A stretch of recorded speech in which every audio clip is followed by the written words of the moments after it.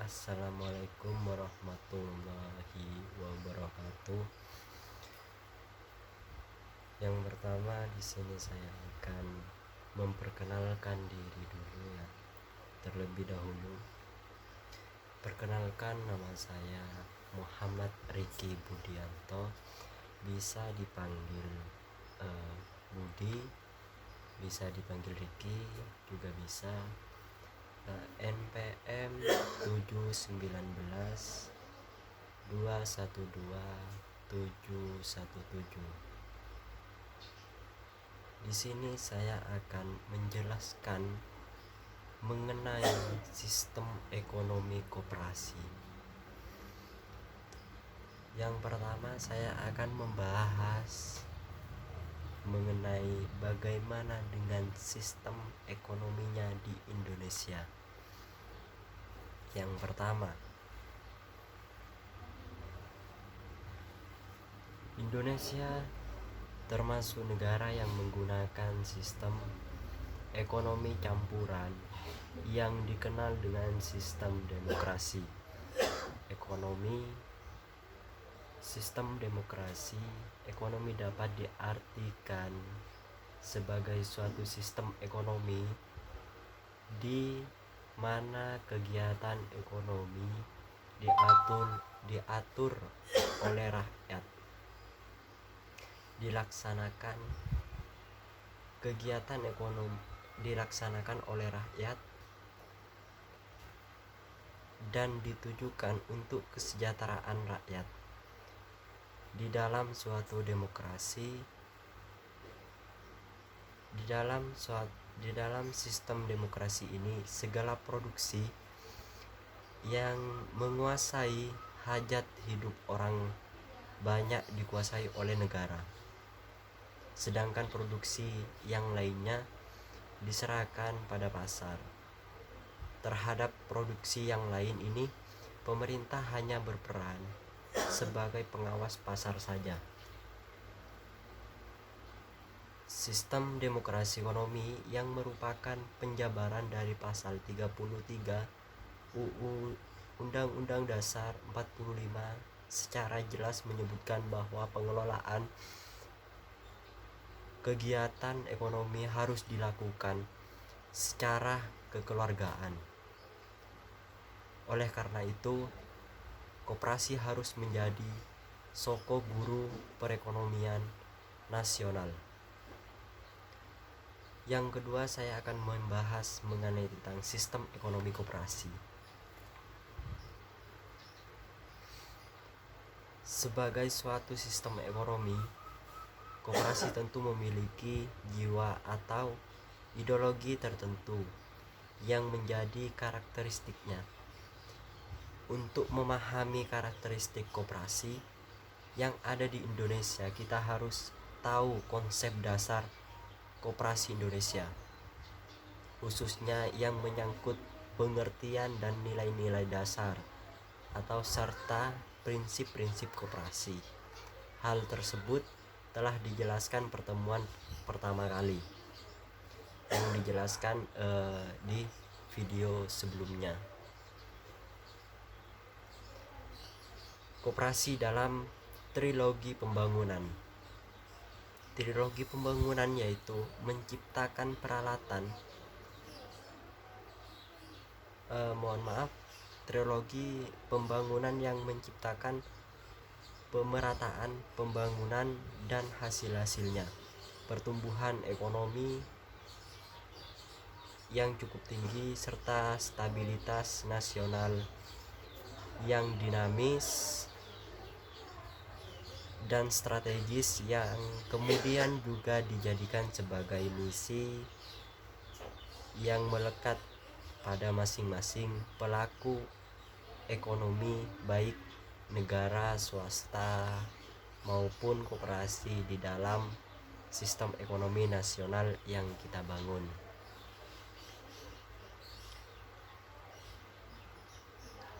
Keunggulan komparatif perilaku pelaku ekonomi.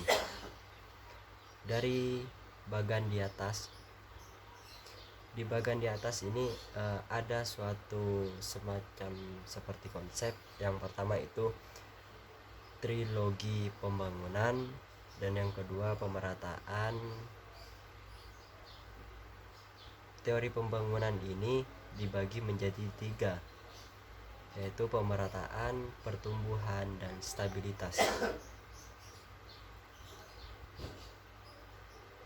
Dapat disimpulkan bahwa keunggulan pelaku ekonomi BUMN lebih terfokus dalam bidang stabilitas, sedangkan BUMS lebih diarahkan untuk mencapai pertumbuhan ekonomi. Badan usaha koperasi ditinjau dari aspek prinsip-prinsip organisasinya, lebih menitik beratkan pada asas pemerataannya. Syarat pendirian koperasi. Pada pasal 12 Permen Koperasi dan UKM nomor 9 sampai dengan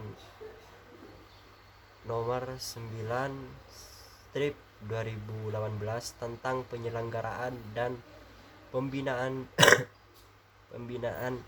perkoperasian telah mengatur mengenai persyaratan pendirian koperasi di Indonesia. Jumlah orang yang hadir dalam pendirian koperasi akan berada tergantung jenisnya. Syarat koperasi primer, yaitu ada 5 syarat koperasi primer. Yang pertama itu pendiri koperasi mengajukan akta pendirian koperasi, baik itu secara tertulis maupun secara elektronik kepada menteri dengan melampirkan beberapa syarat. Kedua, 2 rangkap akta pendirian koperasi atau bermaterai. Yang ketiga, berita acara rapat pendirian koperasi. Yang keempat, surat bukti penyetoran modal. Dan yang kelima, rencana awal kegiatan koperasi.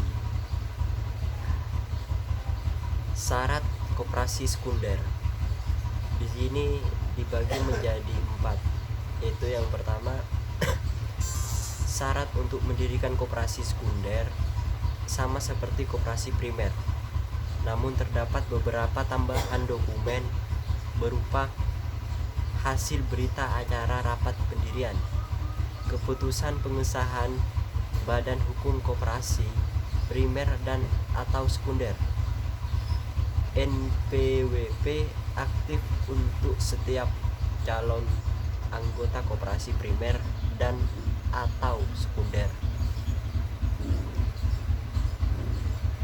Syarat koperasi simpan pinjam atau bisa disebut dengan KSP. Terdapat persyaratan khusus untuk KSP yang bisa dilihat pada pasal 10 ayat 5 Permen Koperasi dan UKM nomor 9 tahun 2018.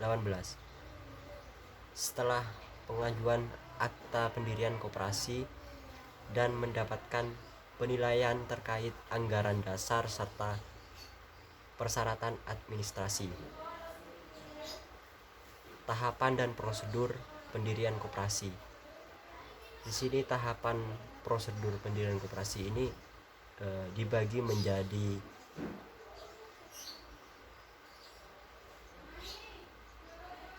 8 bagian, yaitu yang pertama perencanaan pendirian koperasi, dan yang kedua penyampaian rencana dan konsultasi ke daerah, pusat maupun dinas, dan yang ketiga rapat pendirian koperasi, keempat verifikasi nama koperasi, kelima pengajuan pengesahan akta pendirian koperasi, kelima verifikasi dokumen permohonan, keenam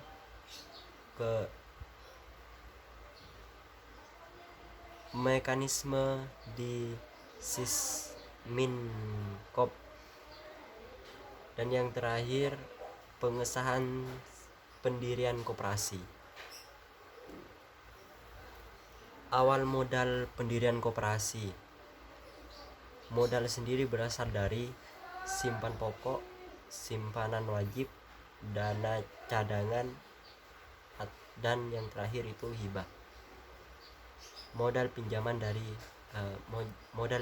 berasal dari anggota, calon anggota, koperasi lain atau anggotanya, bank dan lembaga keuangan lainnya, penerbitan obligasi, dan yang terakhir surat utang lainnya dengan sumber yang sah.